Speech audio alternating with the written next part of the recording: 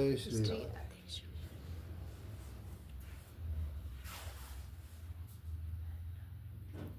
ॐ श्री गणेशाय नमः। ॐ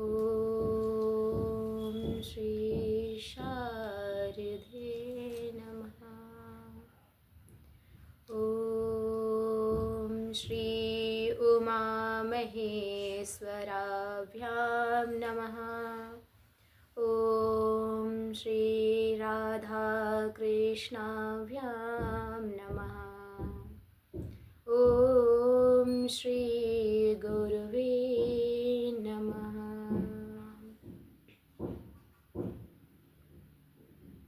वर्णानामर्थसङ्गानां रसानां छन्दसामपि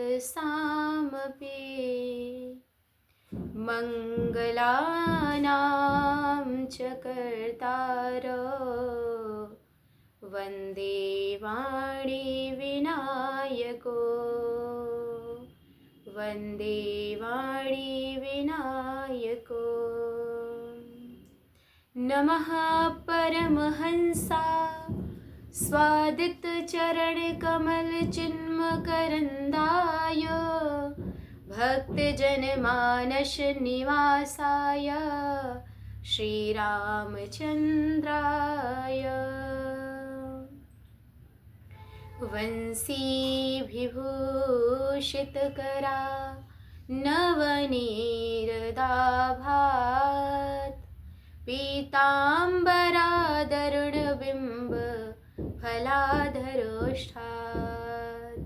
पूर्णेन्दुसुन्दरमुखादरविन्दनेत्रात् कृष्णात् परं किमपि तत्त्वमहं न जाने। रामाय रामभद्राय रामचन्द्राय मानसे रघुनाथाय नाथाय सीताया पते नमः। श्री राधे मेरी स्वामिनी मैं राधे जू को दास जन्म जन्म मोहि दीजियो श्री वृंदावन को वास। श्री हरि चरणन को वास। श्री कृष्ण कृपा जीवन मेरा श्री कृष्ण कृपा मम प्राण। श्री कृष्ण कृपा करो सब विधि हो कल्याण। सब विधि हो कल्याण। जय जय जय राधा रमण जय जय नवल किशोर जय गोपी चित चोर प्रभु जय जय माखन चोर। जय जय माखन चोर। बोलिए भक्तवत्सल भगवान की जय। श्रीमद्भागवत महापुराण की जय। जय जय श्री राधे श्याम। बारे बारे वंदन करूं तव चरणन में नाथ। बहुत जन्म के बीच छुड़े अब नहीं छूटे साथ। दीन बंधु हे दीनानाथ जीवन की डोरी तेरे हाथ। तेरे चरणों में झुका है माथ रखो सिर पे दया का हाथ। प्रभु रखो सिर पे कृपा के हाथ। बोली कृष्ण कृपा बिहारी जी महाराज की जय। श्री लाडली जो सरकार की जय। जय जय श्री राधे श्याम। जय जय श्री राधे श्याम। जय श्री राधे श्याम। श्री वृंदावन श्री वृंदावन को वास भलो, जहाँ बहे यमुना पटरानी, जो जन न्याह के ध्यान धरे, वैकुंठ मिले तिनको रजधानी, वैकुंठ मिले तिनको रजधानी। भक्तों, ये जो श्री वृंदावन धाम है ना, यहाँ हम स्वयं की इच्छा से कभी नहीं रह सकते, ना कभी आ सकते। ये श्रीमती किशोरी जी का स्वयं एक घर है, जैसे हमारा घर होता है। हमारे घर को सजाने का कार्य माँ करती है। एक गृहिणी से ही घर होता है, नहीं तो घर तो केवल ईंट और मकानों का ही होता है। उसको सुंदर घर और उसको परिवार बनाने में यदि कोई सहयोगी है तो वो केवल हमारी माँ है। यदि आपके लिए कोई अच्छा सोच सकती है, यदि आपको कोई बेहतर बना सकती है, तो केवल आपकी माँ है। जितना सुंदर वो आपके जो गृहस्थ जीवन को सजा सकती है, उतना सुंदर आपके गृहस्थ जीवन को कोई नहीं बसा सकता है। ऐसे ही ये सुंदर वृंदावन जो धाम है, इसे श्रीमती किशोरी जी ने अपने हाथों से सजाया है। यहाँ के वृक्ष, यहाँ के पक्षी सब किशोरी जी के ही गुणगान गाते हैं। किशोरी जी की इन पर बहुत कृपा है। और हम जो यहाँ नित्य प्रतिदिन वृंदावन में भ्रमण कर रहे हैं, नित्य प्रतिदिन हम सुंदर सुंदर पक्षियों के कलरव सुन रहे हैं, सुंदर यमुना महारानी का जल हमको मिल रहा है, ये केवल किशोरी जी की कृपा ही है, अन्यथा और कुछ नहीं है। अपना जीवन यदि सफल करना है तो केवल और केवल हर जगह से अपने मन को हटा करके केवल और केवल किशोरी जी के चरणों पे समर्पित कर दे। यदि हमारा मन कहीं और भटक रहा है तो अवश्य ही हमसे जो कहीं ना कहीं त्रुटि हुई होगी। यदि हमें अपने जो त्रुटि का हमें यदि अनुमान हो जाए, यदि हम उसका पश्चाताप कर लें, यदि हम उसको सुधार कर लें, तो किशोरी जी माफ कर देती है। क्योंकि किशोरी जी तो बहुत करुणामयी है, बहुत दयामयी है और बहुत ही करुणा है उनके अंदर। वो कभी भी क्रोधित नहीं होती हैं, सदा प्रसन्न रहती हैं। सदा प्रसन्न ही है मुख हास्य, सदा प्रसन्न रहती हैं। कृष्ण भगवान तो कभी कभी गुस्सा हो जाते हैं, मगर किशोरी जी कभी गुस्सा नहीं होती हैं। श्याम सुंदर तो थोड़े टेढ़े हैं और भक्तों की परीक्षा भी थोड़ा टेढ़े प्रकार से ही लेते हैं। जो कृष्ण जी है ना, वो आपकी परीक्षा हर प्रकार से लेंगे। देखते हैं भक्त कहीं विचलित तो नहीं हो जाएगा। यदि आप खाने से परहेज कर रहे हैं किसी चीज को कि नहीं ये हमारे साधना में विघ्न डालेगा, तो भगवान आपके सामने एक से बढ़कर एक पकवान लाएंगे। कृष्ण भगवान तो ऐसे अपने भक्तों की परीक्षा लेते हैं। लेकिन माता जो किशोरी जी हैं, वो तो सोचती है मैं अपने भक्त को ज्यादा तकलीफ नहीं दे सकती, ये जैसा ये बस कृपा कर दो इसके ऊपर।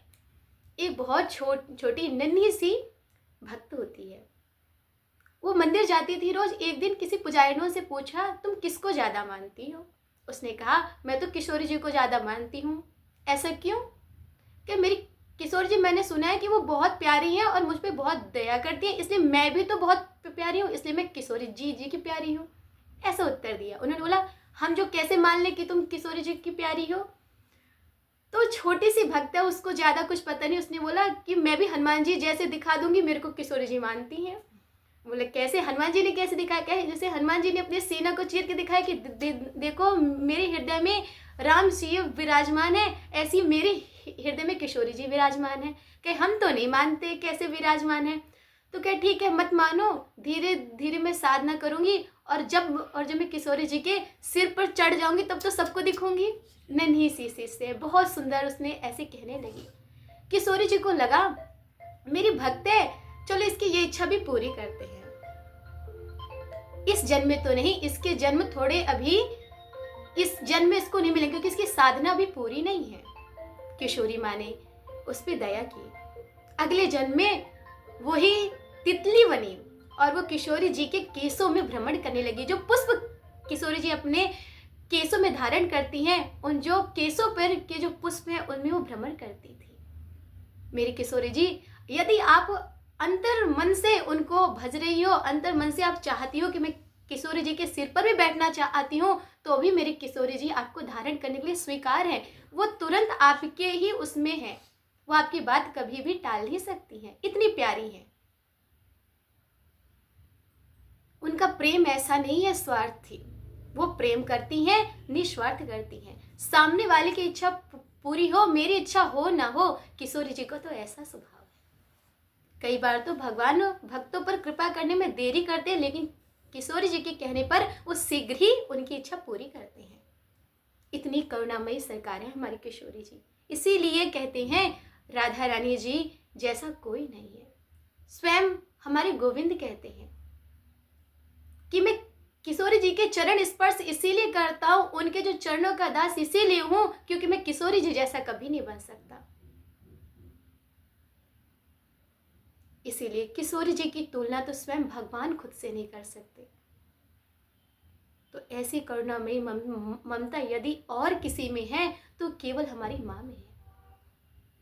इसलिए जितना प्रेम आप अपने आराध्य से करें, अपने भगवान से करें, उतना ही प्रेम आप अपने माँ से करें, और उतना ही प्रेम आप अपनी किशोरी जी से करें, और उतना ही प्रेम आप जिस स्थान पे रह रहे हैं उस स्थान से करें। क्योंकि कहीं ना कहीं आपके जो किसी न किसी चीज़ में सहयोगी आपका स्थान भी रहा, आपके जो परिवार भी रहे, तभी आप यहाँ तक आए। और हमेशा किशोरी जी का भजन कीजिए और उनसे बस केवल एक ही मांगिए, यदि राधा रानी जी आप यदि हमसे प्रसन्न हो जाए तो केवल एक ही वर दीजिएगा कि जन्म मरण हर बार मैं जन्म लूं, हर बार मेरा मरण वृंदावन धाम में हो। क्योंकि ये वृंदावन धाम जो है स्वयं किशोरी जी ने बसाया है। वृंदावन कोई धाम नहीं है, ये स्वयं किशोरी जी का घर है। कान्हा जी यहाँ वास करते हैं। चारों धामों में वृंदावन धाम नहीं आता है। सारे धाम जो सारे धामों के जो राजा है वो प्रयागराज को बनाया गया है। सारे धाम उनको कर देने के लिए जाते हैं, सारे तीर्थ उनको कर देने जाते हैं, लेकिन छोटा सा वृंदावन कभी भी कोई कर देने नहीं जाता है। एक बार प्रयाग ने सोचा भगवान ने मुझे तीर्थों का राजा बनाया है, लेकिन ये छोटा सा वृंदावन मुझे कभी भी कर देने नहीं आता है।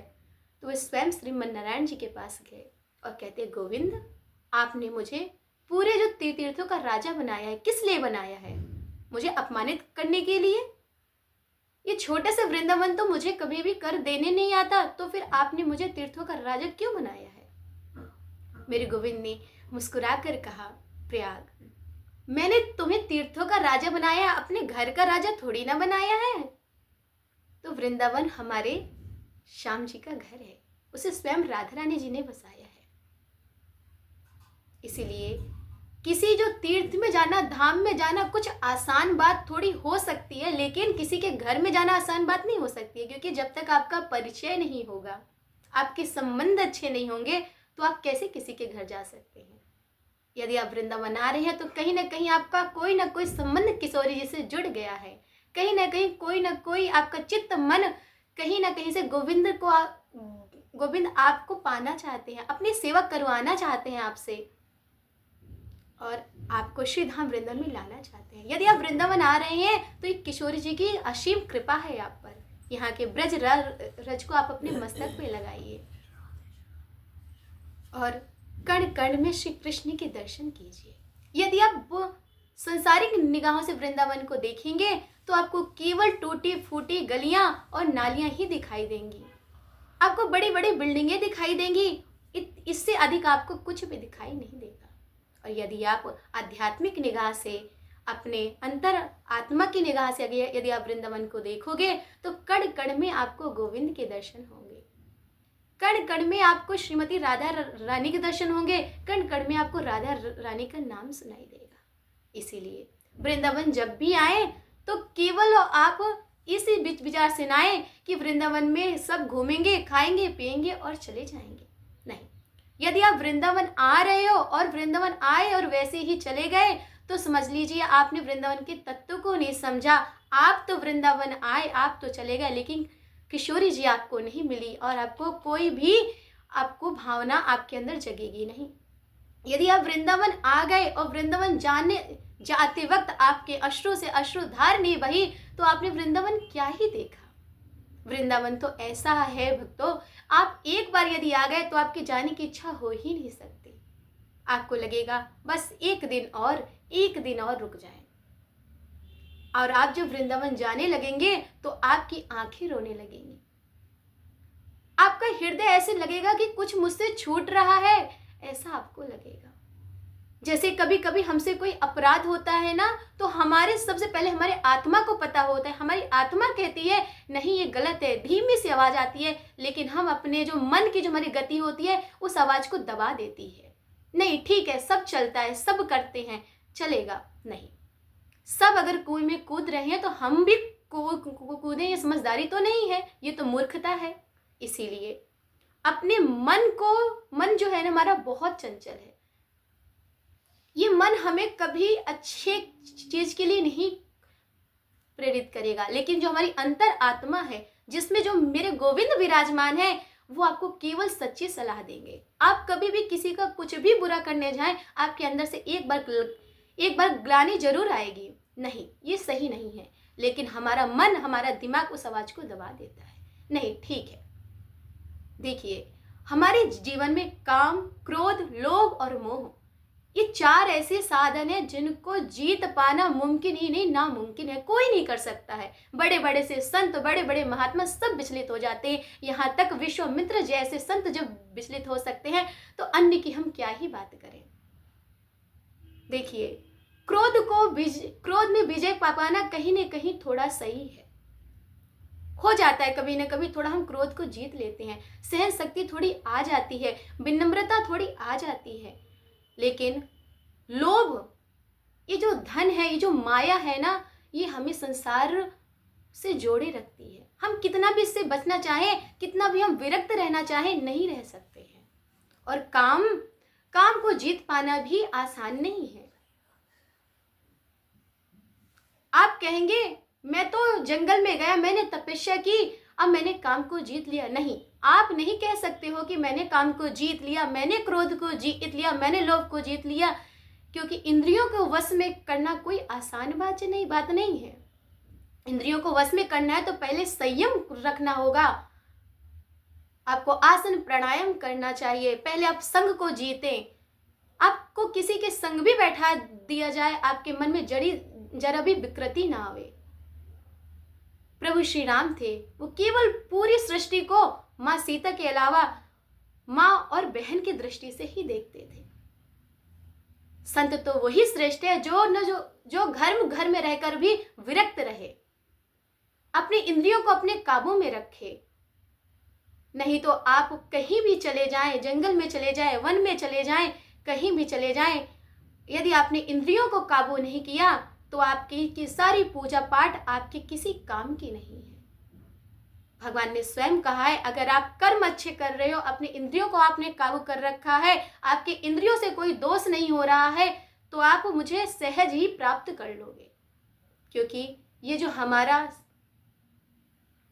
भूमि है, मृत्यु लोलोक है, ये केवल कर्म प्रधान है। आप जैसा कर्म करोगे आपको वैसा फल मिलेगा, चाहे आप भक्ति करें, चाहे आप साधना करें, चाहे आप कुछ करें।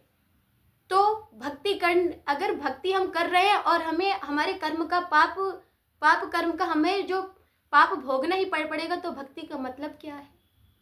तो भक्ति करने का फायदा क्या है? अब कुछ भक्त ऐसे कहेंगे, अगर एक दिन के लिए ऐसा बोल दिया जाए कि आज आप कितना भी पाप करेंगे, आपको जो कुछ भी पाप कर्म आपको भुगतना नहीं पड़ेगा, तो यकीन के साथ कह रहे हैं 100 में से 99% लोग सब पाप करेंगे। जो वो करना चाह रहे होंगे उतने पाप करेंगे कि आज तो पाप मिलना नहीं है, सारे पाप कर डालो। यहाँ तक बड़े बड़े संत महात्मा भी चोर, डाकू और दुर्व्यवहार व्यभिचारी बन जाएंगे। भाई आज तो पाप लगना नहीं है, आज तो सब खुले आम ही करना है। ऐसी दशाएं हम लोगों की कहीं ना कहीं हमें जो कर्म के डर ने, पाप के डर ने हमें बांध रखा है।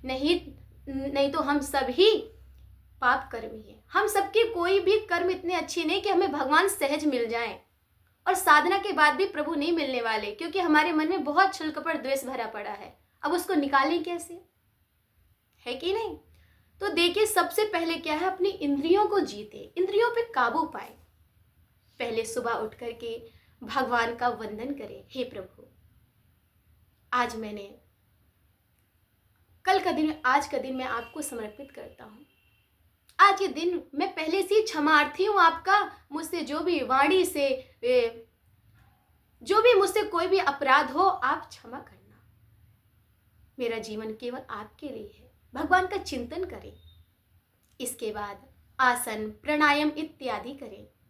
देखिए, प्राणायाम करने से हमारा आत्म जो है चिंतित वो शांत होता है। चिंतन जो हमारा चलता रहता है संसार के प्रति, वो चिंतन प्रभु में परिवर्तित होगा। इसके बाद संघ को जीते।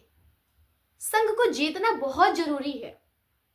जैसी संगत वैसी रंगत होगी आपकी। इसलिए संघ को जीतना बहुत जरूरी है।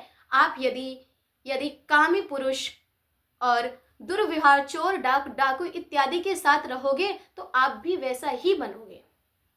आज नहीं तो कल। लोग कहते हैं नहीं ऐसा नहीं है। मैं कह रही आज नहीं तो आप कल वैसा करेंगे। आज आप नहीं कर रहे, ठीक है, कल आप नहीं करेंगे, कितने दिन नहीं करोगे। आपके सामने जब वही चीज लगातार होगी, करत करत अभ्यास ते जड़मती होत सुजान, रसरी यावत जात पे सिल पे पड़त निशान। जब वो रस्सी से पत्थर पे निशान बन सकता है तो आपकी इंद्रियां ही तो हैं, कभी भी विचलित हो सकती हैं। आपको लगेगा चल ये तो रोज ही करते हैं, आज मैं भी ट्राई करके देख लूं। ट्राई बस करने से आपको जो कब उसकी लत लग जाएगी आपको स्वयं ही पता नहीं चलेगा। इसीलिए जीवन में संघ को जीतो। बड़ी से बड़ी आपको जो कामयाबी मिल रही है उसे हासिल करो, लेकिन ऐसी जो कामयाबी के पीछे कभी मत भागो जिसमें आपको अपना धर्म और इज्जत को दांव पे लगानी पड़े। ऐसी जो कामयाबी को छोड़ देना ही बेहतर है। कोई समझदारी की बात नहीं है। अपनी इज्जत और धर्म को हमेशा पवित्र रखना चाहिए। इसके अतिरिक्त प्रभु से विनती करो कि कभी भी मेरे जीवन में ऐसा मार्ग ना आए कि मुझे अपनी पवित्रता भंग करनी पड़े, मुझे अपना धर्म नष्ट करना पड़े। क्योंकि आप जीवन में धन बहुत कमा सकते हैं, सब कुछ हासिल कर सकते हैं, लेकिन आप धर्म और इज्जत कभी दोबारा हासिल नहीं कर सकते हैं। एक बार अगर चली गई तो कभी वापस नहीं आएगी। ना तो आपका ये लोक ही सुधर पाएगा, ना तो वो लोक ही सुधर पाएगा। कितना भी भजन कर लेना, प्रभु कभी भी मिलने वाले नहीं है। इसीलिए प्रभु का ज्यादा से ज्यादा ध्यान करें। सहमी पुरुष तो कहते हैं हमारा तो प्रभु का चिंतन ही सब कुछ है। इसलिए प्रभु का ज्यादा से ज्यादा ध्यान करें और अपनी इंद्रियों को काबू में करें। संग करें अच्छे लोगों का, सत्संगी लोगों का, भक्तजनों का और सज्जन पुरुषों का संग करें। कामी, व्यभिचारी, डाकू, चोर इत्यादि से दूर रहें। इसके बाद अपने जीवन की जो हमारी एक इंद्री है वो भी बड़ी चालाक है, वो है हमारी जीवा।